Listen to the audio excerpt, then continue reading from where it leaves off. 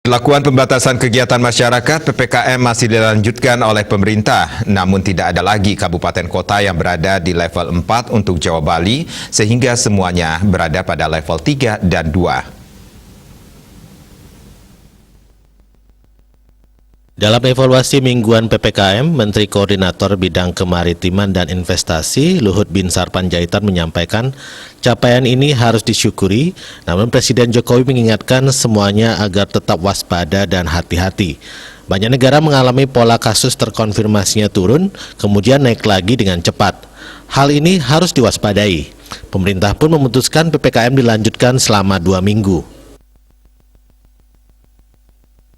Dalam arahan diberikan Presiden dalam ratas terbatas hari ini, diputuskan bahwa dengan melihat perkembangan yang ada, maka perubahan PPKM level diberlakukan selama 2 minggu untuk Jawa Bali. Namun evaluasi tetap dilakukan setiap minggunya untuk mengantisipasi perubahan-perubahan yang terjadi begitu cepat. Kami tidak akan melakukan perubahan-perubahan yang drastis. Saya mohon pengertian teman-teman masyarakat Indonesia untuk hal ini. Kenapa tidak? Karena kita tidak ingin membuat kesalahan, dan banyaknya yang kita tidak ketahui juga masih mengenai Delta varian ini. Alasan tidak melakukan perubahan drastis adalah pemerintah tidak mau kecolongan dengan masuknya varian baru seperti Mu dan Lambda.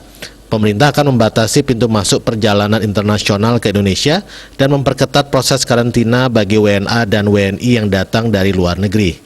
Hal ini belajar dari peristiwa yang lalu. Proses karantina dijalankan dengan ketat, yakni selama 8 hari, 3 kali PCR, dan pemerintah akan meningkatkan penerapan karantina dan testing, terutama di pintu masuk darat. Polri akan ditugaskan meningkatkan pengawasan di jalur-jalur tikus baik di darat maupun laut. Diah Dewi Bali Pos melaporkan.